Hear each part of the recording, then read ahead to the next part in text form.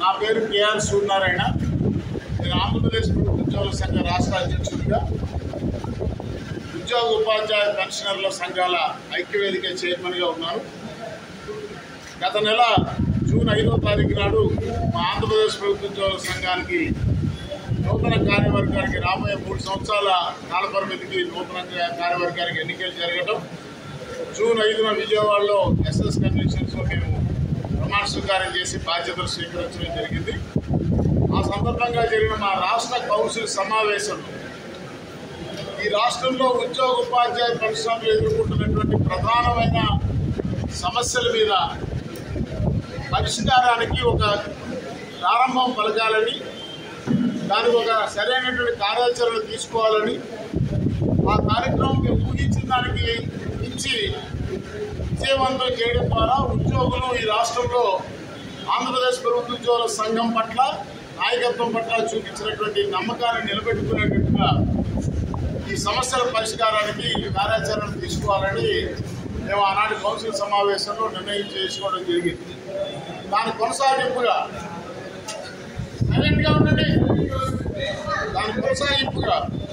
ఆ కార్యాచరణ ఏ రకంగా ఉండాలి, ఏ రకంగా దీన్ని ముందుకు తీసుకువెళ్ళాలి, ప్రస్తుతం ప్రధానంగా ఉద్యోగులు కోరుకుంటున్నటువంటి ఆర్థిక పరమైన ప్రయోజనాల అంశంలో ఒక పక్క చూస్తే రాష్ట్ర ప్రభుత్వం యొక్క ఆర్థిక పరిస్థితి చాలా దయనీయంగా ఉండటం, ప్రతి నెల జీతాలు పెన్షన్లకే ఇబ్బంది పడుతున్నటువంటి పరిస్థితుల్లో పేరుకుపోయిన వేల కోట్ల రూపాయల బకాయిలు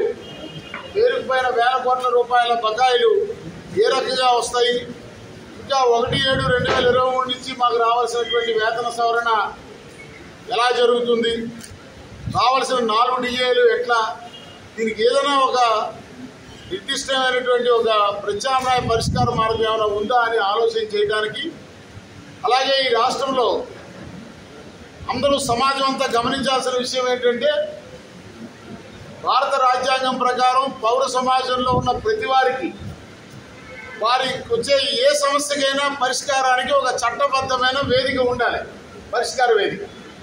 కానీ మీరు చూసినట్టయితే ఆంధ్రప్రదేశ్ రాష్ట్రంలో ఉద్యోగ ఉపాధ్యాయ పెన్షనర్ల యొక్క సమస్యల పరిష్కారానికి చట్టబద్ధమైన వేదిక ఏది లేదనేటువంటి విషయాన్ని సందర్భంగా మీ అందరి దృష్టికి తీసుకొస్తున్నా. కేవలం ఎప్పుడో 90ల దశకం ముందు రూపొందించిన రూల్స్లో ఐఏఎస్ అధికారులని అప్లేట్ అథారిటీస్గా డిజిగ్నేట్ చేసినప్పటికీ వాస్తవానికి ఈ రాష్ట్రంలో మారినటువంటి పాలనా విధాన పద్ధతులు, కంప్యూటర్లు వచ్చిన తర్వాత WhatsApp governance, teleconference, video conference, సమీక్షల పేరు మీద ఐఏఎస్ అధికారులు ఎవరు ఉద్యోగులకు పెట్టుకున్న దరఖాస్తుల్ని, అప్పీల్ని పరిశీలించేటువంటి పరిస్థితి లేదు. వాళ్ళు అప్లేట్ అథారిటీస్గా ఉన్న అడ్మినిస్ట్రేటివ్ ట్రిబ్యునల్ని భారత రాజ్యాంగాన్ని సవరించి పార్లమెంటు చట్టం ద్వారా ఏర్పరిచిన అడ్మినిస్ట్రేటివ్ ట్రిబ్యునల్ని దేశంలో అన్ని రాష్ట్రాల్లో కొనసాగుతుంటే ఆంధ్రప్రదేశ్లో గత ప్రభుత్వం రద్దు చేసింది.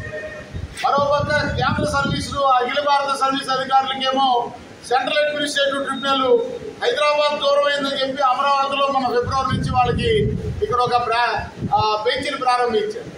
రాష్ట్ర ఉద్యోగులకు మాత్రం ట్రిబ్యునల్ లేదు. అలాగే శాఖాపరమైనటువంటి కేసుల విషయంలో నిర్దోషిత్వాన్ని నిరూపించుకునే అవకాశం ఉన్నటువంటి ట్రిబ్యునల్ ఫర్ డిసిప్లినరీ ప్రొసీడింగ్స్ కూడా రద్దు చేశారు. సో ఆ రకంగా ఏ రకమైన రిట్రెసల్ మెకానిజం లేకుండా కేవలం హైకోర్టుకి మాత్రమే ఒరిజినల్ జ్యూరిస్డిక్షన్ ఇచ్చి ప్రతి చిన్న సమస్యకి ఉద్యోగి హైకోర్టుకు పోవాల్సినటువంటి పరిస్థితులు ఏర్పరిచారు. మరోపక్క సర్వీస్ వ్యవహారాలు అవి పరిష్కారం కావడం లేదు. ఇంకో పక్క చూస్తే బదిలీ అనేది అసలు అదొక తీవ్రమైన మానసిక క్షోభకి గురి చేసేటువంటి అంశంగా మారిపోయింది. రాజకీయ నాయకులు తమ స్వీయ అస్తిత్వం కోసం ఉద్యోగుల బదిలీల ప్రక్రియలో తీవ్రంగా ప్రభావం చూపిస్తున్నటువంటి పరిస్థితులు ఏర్పడి, ఒకప్పుడు రాజకీయ నాయకత్వంతో, రాజకీయ ప్రతినిధులతో బదిలీ కోసం పైరవీ చేస్తే శాఖాపరమైన క్రమశిక్షణా చర్యలు తీసుకునేటువంటి పరిస్థితి ఉండేది. ఆ రకమైన నిబంధనలు ఉన్నాయి. కానీ ఈరోజు అధికారులే ఏ కారణం చేతన్నా భార్యాభర్త అని కానీ, స్పౌస్ కేసు అని కానీ, ఆరోగ్య కారణాల వల్ల కానీ, ముసలి తల్లిదండ్రులని కానీ బదిలీ అభ్యర్థులతో అధికారుల దగ్గరికి వెళ్తే ఎమ్మెల్యే లెటర్ తెచ్చావా అని అడిగేటువంటి స్థితికి ఈ రాష్ట్రంలో పరిపాలనా పరిస్థితులు రావడం చాలా బాధాకరమైనటువంటి విషయం మనం చేస్తాం.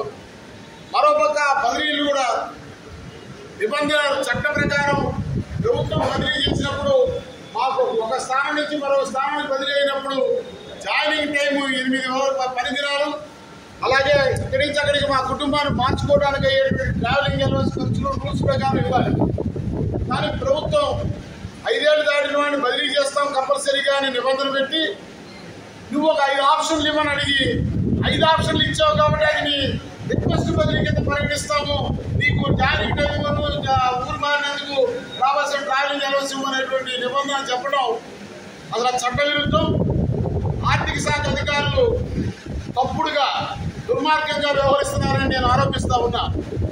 ఒక చట్ట నిబంధన ద్వారా సంక్రమించిన హక్కుని ఆర్థిక శాఖ అధికారులు ఎగ్జిక్యూటివ్ ఉత్తర్వుల ద్వారా తీసేయడానికి వీలు లేదనేటువంటి విషయాన్ని సందర్భంగా తెలియజేస్తాం.